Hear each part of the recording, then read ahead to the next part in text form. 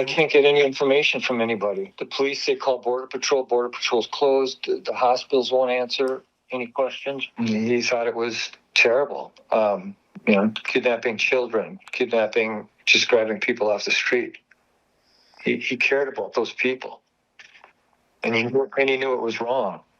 So he did participate in protests. He cared about people deeply, and he was very upset with what was happening in Minneapolis and throughout the United States with ICE, as millions of other people are upset.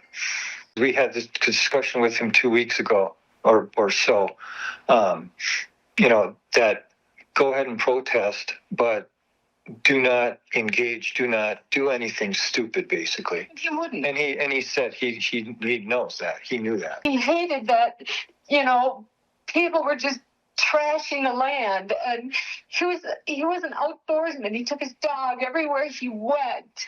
He loved this country, but he hated what people were doing to it. Alex was my neighbor. I remember Alex walking his dog by my house, but the Alex that I want the world to remember was out on the streets yesterday with 50,000 people on general strike in a mass nonviolent protest. He was an ICU nurse. He was a worker like myself. He was part of the fabric of my community, along with immigrants and many other people who represent our neighborhood. And the people destroying our neighborhood are these ICE agents who are running around out of control, who have done nothing to make my life safer, done nothing to make my life better. This is not about crime, and it's not about fraud. Greg Bravino, one of the commanders with ICE, made these statements about Alex after he was killed by ICE agents, saying that he came here to massacre law enforcement agents. Does that match the person that you know, the neighbor that came over to your home when you had a housewarming? This is the same Greg Bovino who's overseeing the massacre of my neighbors, who drove around my neighborhood throwing tear gas with a motorcade and then ran for cover when people nonviolently disrupted him. Everything they say about my neighbors is a lie. These are ordinary people who are trying to keep their neighborhood together and to stay whole. And that's why I think the next step is to have a mass nonviolent march. We need another general strike to shut down the flow of profits to Trump and his billionaire allies, because that's what it's going to take to win. When you talk about Alex, there is a whole apparatus here, right, where people text each other and they tell each other what's going on and they use whistles if they see ICE in the neighborhood. Was he part of that? Was he here because he wanted to protest and ask ICE to leave the community? At this point, everyone's a part of that. Everyone has a whistle. In every shop, there's a Know Your Rights training. The whole community is standing together against this occupation of ICE, which is part of a divide and rule tactic that the Trump regime is pushing on us because they have no answers for the real issues that working class people face. My health care bills will not go down because of these deportations. I won't get a job because of these deportations. My life will not improve, and it doesn't make my life any better. This is about divide and rule and about terrorizing people, and that's what this occupation's about. And that's what Alex was fighting for by taking film of someone getting abducted, and that's what they killed him for. And that's why I think the Alex I want people to remember was part of a mass, nonviolent community resistance, and we need to do that again, but this time we need to make it bigger and stronger until they leave. And they don't just leave Minneapolis, but they leave everywhere. I don't want them to go from my city to some other city. I want this to end forever.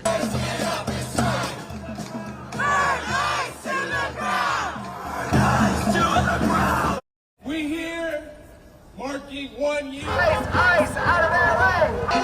ICE out of LA! ICE out of LA!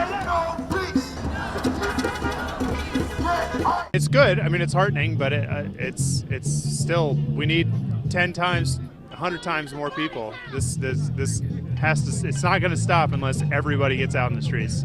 There's no way to say this one was self-defense. And I think that Trump is already trying to say that the guy shouldn't have had a gun, even though it was legal. He wasn't brandishing it, and he was just out there being a decent human being.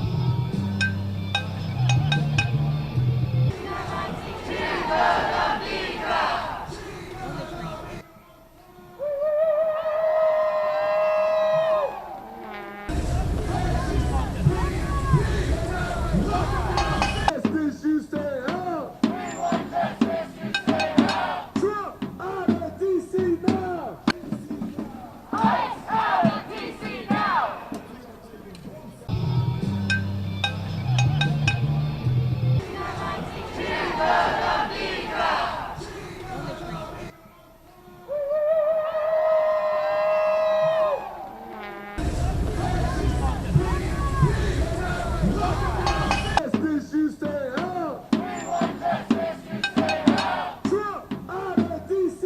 now. ICE out of D.C. now.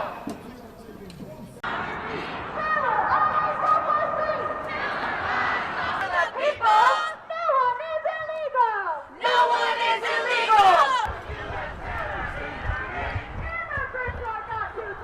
Immigrants are not to blame. No U.S. terror in our name. No U.S. terror in our name.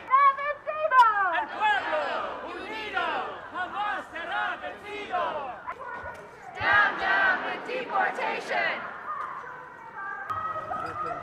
No ICE off our streets.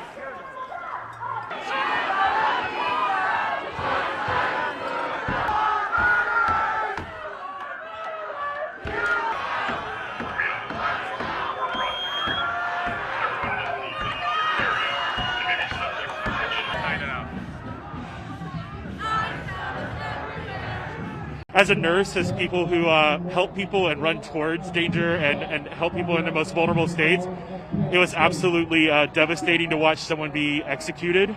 We've seen this from every angle, and to have to be lied to by our government and saying that like it was something other than it was when we see video evidence of it, it's staggering that that someone who is a veteran administration nurse was executed by the government he was serving as well.